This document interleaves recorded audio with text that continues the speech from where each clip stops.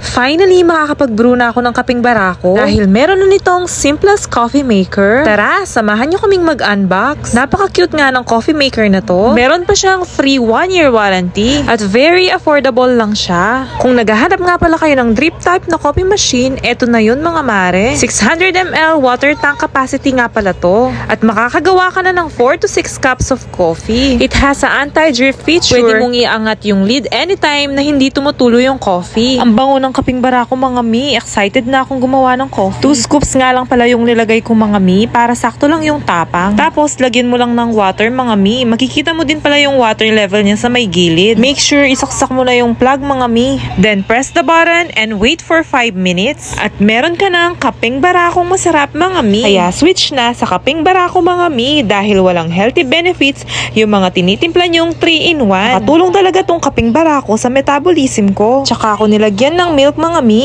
Ay, ang sarap mga mi. Tara, kape tayo. Alam nyo na kung saan mabibili. Salamat mga mi.